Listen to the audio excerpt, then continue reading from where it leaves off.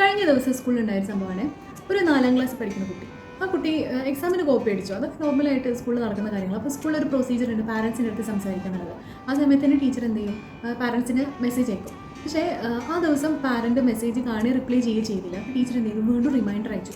അപ്പോൾ പാരൻറ്റ് ഇങ്ങോട്ട് മെസ്സേജ് അയച്ചു, മാം മുന്നേ എന്താ മെസ്സേജ് അയച്ചത്, ഇത് ഓൾറെഡി ഡിലീറ്റഡ് ആണല്ലോ, ഞാൻ കണ്ടേ ഇല്ല എന്ന് പറയും. അങ്ങനെ പിറ്റേ ദിവസം ഈ കുട്ടി വന്ന സമയത്ത് ടീച്ചർ സംസാരിക്കുകയാണ് കുട്ടികൾ. അപ്പോൾ കുട്ടി പറഞ്ഞു, ഞാൻ ആ മെസ്സേജ് ഡിലീറ്റ് ചെയ്തു, ഉമ്മ കാണാതെ ഞാൻ ഡിലീറ്റ് ചെയ്തു പറഞ്ഞു. അപ്പോൾ ശരിക്കും അത്ഭുതം തോന്നി. കാരണം ഒരു 4ാം ക്ലാസ്സിൽ പഠിക്കുന്ന കുട്ടി എന്ന് പറയുമ്പോൾ 9 ഇയേഴ്സൊക്കെ അല്ലേ ഉള്ളൂ. അവർ ഇത്രമാത്രം ചിന്തിച്ച് കാര്യങ്ങൾ ചെയ്യുന്നത് നമുക്ക് ഊഹിക്കാൻ വേണ്ടി പറ്റില്ല. കാരണം ഇതിൻ്റെ മെയിൻ പ്രശ്നം എന്താണെന്ന് വെച്ചാൽ, ഈ പാരൻസിൻ്റെ അടുത്ത് കുട്ടിക്ക് നല്ല കണക്ഷൻ ഇല്ലാതാകുമ്പോൾ, പാരൻസിനെ ഭയമാകുമ്പോൾ, പേടിയാവുന്ന സമയത്താണ് മക്കൾ നമ്മുടെ അടുത്ത് നിന്ന് കുറേ കാര്യങ്ങൾ ഹൈഡ് ചെയ്ത് വെക്കുക, കള്ളത്തരം കാണിക്കാൻ ശ്രമിക്കുകയൊക്കെ ചെയ്യുന്നത്. ഈവൻ എന്ത് കാര്യം വന്നിട്ട് പറയാനും ഫ്രീഡം ഉള്ളൊരു പാരൻ്റ് ആണെങ്കിൽ കുട്ടി വന്നിട്ട് എന്ന് പറയും, ഉമ്മാൻ്റെ അടുത്ത് ഇങ്ങനെ തെറ്റ് വന്നു, ടീച്ചറെ കാണണം, ഉമ്മ വരണം എന്നൊക്കെ പറയും. ഈവൻ തെറ്റാണെങ്കിലും കൂടെ പറയാനുള്ള ധൈര്യം അവർക്കുണ്ടാവും.